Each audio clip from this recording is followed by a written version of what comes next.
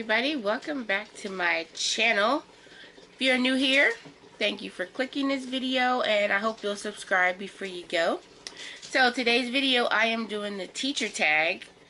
I saw this video done by this young lady by the name of Reality of Ray. That's her channel name. I'll put the name on the screen. And I thought it was a cute tag, and they have the hashtag I teach too. And I wanted to do this video because I wanted to give the perspective from an early childhood educator like myself. Because a lot of times we're not considered real teachers because we teach from 6 weeks to 2nd grade or preschool, you know, up to pre-K. And so we're more considered, you know, daycare workers, babysitters, that type of thing. Not like a teacher in elementary or middle school or high school. But we are teachers, and early childhood education has proven to be one of the most important parts of a child's life.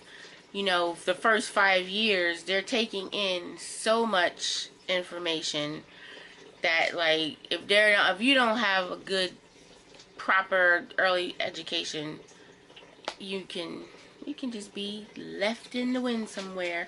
So I wanted to do this tag because I am a teacher. I just don't teach grown, out of control high schoolers or attitudey middle schoolers or crazy whiny elementary kids.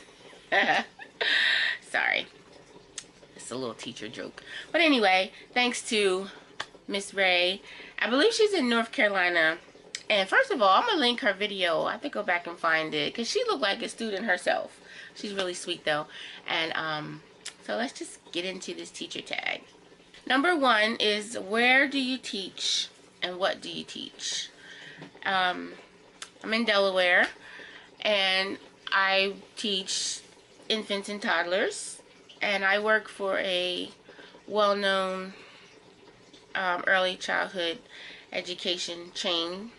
We are one of the largest child care chains in the country, and yeah, I work for them. I actually worked for this company for 10 years before, and then we were a corporate center. They closed their corporate centers, so then I took a couple years off so I could finish college, and then I've been back with the company for 2 years now. And in the span of the time that I've taught from 6 weeks to 5 years. I've taught everywhere. Number 2, how long have you been teaching? I started in 1994. My niece was 95. My niece was 2. She went to a daycare, and I went there, and I was just getting in high school, and just getting out of high school. So I volunteered there for a little while, and then a year later in '96, I got a job at a daycare center, and I started teaching, and that's what I've been doing ever since. Number 3, did you always know you wanted to be a teacher? No. My whole life growing up, I wanted to be a nurse, actually. And right after high school, I went to school for a year to study nursing. But then I came home to have my daughter, and then I didn't want to go back to school because it was like an hour away. So I stayed here, and then I just got into teaching that way. And number 4, what is your typical teacher outfit of the day? Well, with my company, we have shirts with our company logo on them. So usually, I would say 2 to 3 days a week, I'll wear a work shirt and a pair of pants or a skirt. I love to wear skirts, so a lot of times I'll wear a skirt, work shirt, pair of pants, or a skirt. Other than that, like when it's summer, I love to wear a nice sundress, stay cool. We have to be comfortable, and luckily at my job we can wear jeans, so that's something easy to throw on, jeans and a top. Number 5, what do you usually bring for lunch? Usually if there's leftovers from dinner, I'll bring leftover dinner. I'll bring a pack of noodles that can be heated up really quick in the microwave. a frozen meal that can be heated up in the microwave. Sometimes I'll take a sandwich. Can't go wrong with peanut butter and jelly sandwich. Um, Something simple for having a good financial week. Once or twice I'll go out and buy some lunch. Number 6, what is one of your favorite books about teaching? Favorite books about teaching. I don't really have any books about teaching. I was in school for sign language.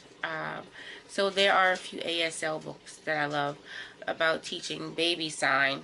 So we have a few books in my classroom about how to teach young children sign language. So I like to use that a lot. Number 7, what is one of your favorite teacher movies? With the help of my husband, I remember the name of my favorite teacher movie. And it's from back in the day, called Stand and Deliver. Edward James almost.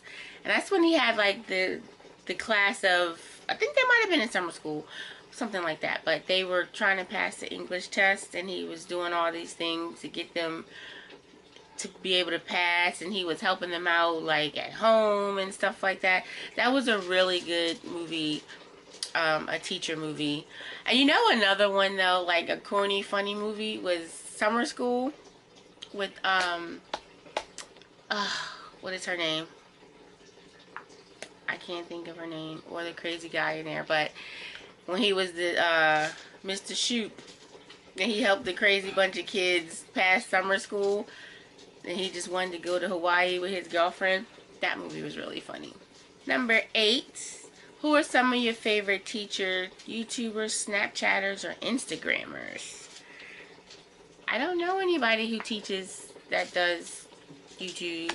Instagram and Snapchat would just be my friends and people that I've worked with over the years. I have a lot of friends who teach from early childhood education, who teach elementary school, middle school, high school, college. So anybody who's a teacher, I admire, because it takes a lot to work with kids every day for 20 years plus, believe me. Number 9, what are your best classroom management strategies? For me, working with children as young as I do, you just have to be calm. You have to be ready to just tackle everything one step at a time. I find the best way to manage a classroom is to do what you can when you can. Like, you have to really assess everything and figure out what's more important at this moment. Because if not, you will have kids running around, throwing stuff, screaming. This one's throwing up. That one got a diarrhea diaper. This one needs to be fed. You have to be able to take it into stride one step at a time, because you can only do 1 or 2 things at a time. You know, you can't do everything at the same time. So the best way to manage a classroom is to manage yourself, to manage how you deal with stress. Because if you've never been in an infant classroom or a toddler classroom, it's stressful. Like, from the time they get there, to being needy, to the parents being needy, to your coworkers having crazy attitudes for whatever reason, you have to be just in tune with yourself to not be ready to blow up every day, because it can get very stressful. Number 10, what is one reason you decided to become a teacher? I loved being around children that young, and I was always really good with children, and just going there, volunteering for a little while, it just gave me a sense of peace, and it gave me like, this is nice, I think I could do this. And getting jobs, and then being able to be creative. I've always been a creative person, so it was a good outlet for me to like work with the kids and work with our hands and make a mess and sing songs, and then also just realizing that I'm helping to nurture them in certain ways, helping them realize that I can do this, and then the next step in life, and the next step for how they develop, you know, like watching a child develop from basically a 6-week-old blob to a 15-month-old that's speaking and talking and expressing themselves and everything. You realize like the cycle of how you develop and everything is really important, and then seeing it happen is very heartwarming. So that was watching my niece, you know, like really grow up and everything at such a young age, it made me decide, oh, I would like to try this, and just fell in love with it, and that's just what I've been doing ever since. And bonus question, where do you see yourself in 5 years as a teacher? So I would like to actually move up in position from a teaching position to administrative position. I was actually in an administrative position for 2 years at my last job, and I loved it. I loved the organization. I loved interacting with families on a different level from being a teacher. I loved, you know, planning how the curriculum was going to go and things like that.